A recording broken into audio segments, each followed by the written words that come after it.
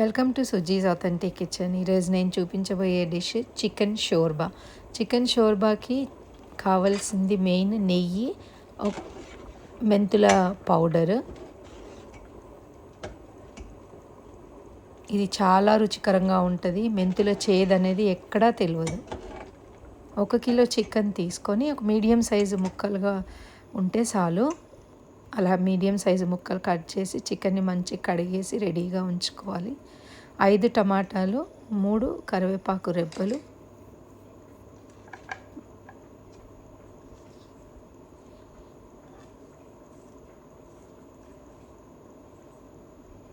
చిన్న కప్పుతో అరకప్పు నెయ్యి,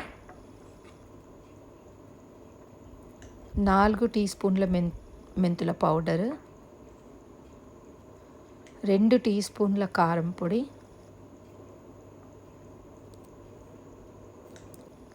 2 టీ స్పూన్ల తెల్ల మిరియాల పొడి. ఒక గిన్నె స్టవ్ మీద ఆన్ చేసి ఆ గిన్నె కొంచెం మంచి వేడైన తర్వాత నెయ్యిని వేయాలి. నెయ్యి కొంచెం కరిగిన తర్వాత కంప్లీట్గా లో మంట మీద పెట్టేసి దాంట్లోకి మెల్లగా చికెన్ ముక్కల్ని వేయాలి.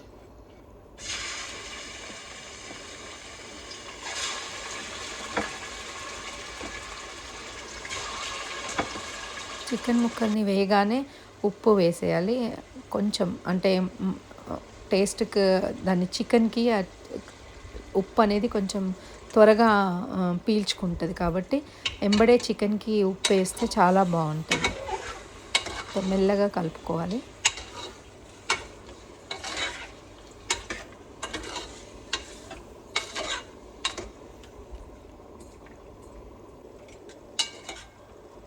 ఇలా కొంచెం ఇట్లా ఉడికి రంగు మారితే చికెన్ సరిపోతుంది.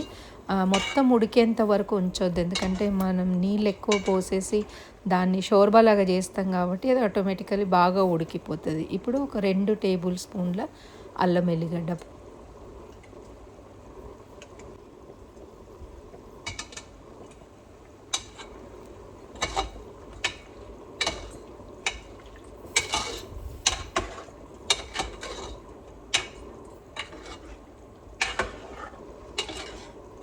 కొంచెం అది రా వాసన పోగానే దాంట్లోకి చిటికెడు పసుపు వేసుకోవాలి.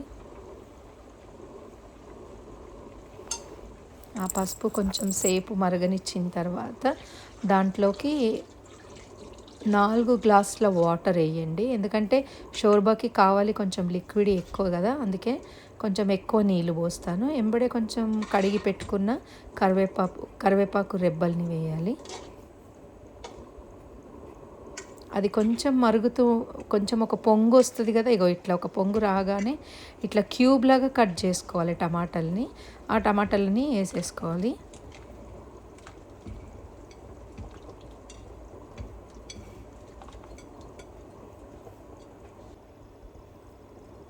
కారం పొడి,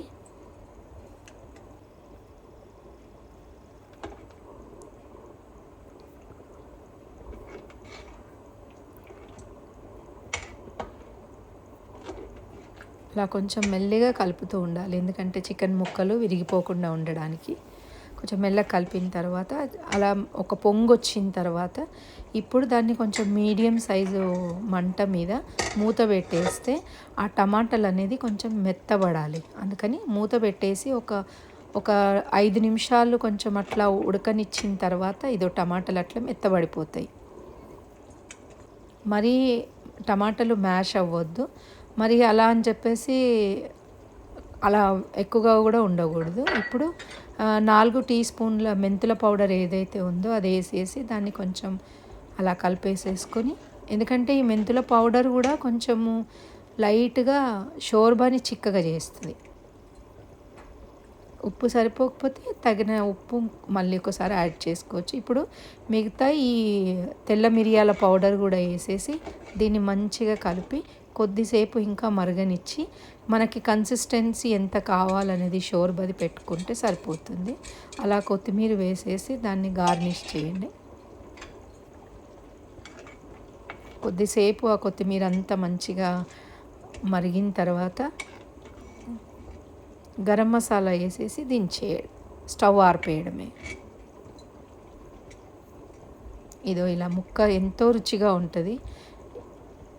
ఏదో అలా మెత్తగా కూడా ఉడుకుతుంది. అలా అని చెప్పి చికెన్ ముక్క కూడా సపరేట్ అవ్వదు ఆ షోర్బాలో. అదో ఆ రకంగా మంచిగా ఉడికిపోతుంది చికెన్. ఇప్పుడు స్టవ్ ఆఫ్ చేసేసి దాన్ని ఒక బౌల్లోకి షిఫ్ట్ చేసుకొని దీన్ని వేడి వేడిగా సూప్ లాగా కూడా తాగొచ్చు. అంటే కొంచెం ఎవరికైనా హెల్త్ బాగలేకపోయినా ఇది ఎంతో న్యూట్రిషన్గా ప్లస్ ఎంతో బలంగా ఉంటుంది. సూప్ లాగా ఇచ్చినా కూడా కారం కొంచెం తక్కువ వేసుకుంటే సరిపోతుంది. దీన్ని రొట్టెతో, రుమాలి రోటీ కానీ, నాన్తో కానివ్వండి, లేకపోతే రైస్తో తిన్నా కూడా ఎంతో అంటే ఎంతో రుచిగా ఉంటుంది ఇది. నెయ్యి అనేది దానికి ఒక మంచి పంచ్ ఇస్తుంది నెయ్యితో చేస్తే చికెన్ షోర్బా. ఇప్పుడు రెడీగా ఉంది చికెన్ షోర్బా. నచ్చితే ఎలా ఉందో చేసి నాకు కామెంట్లో చెప్పండి.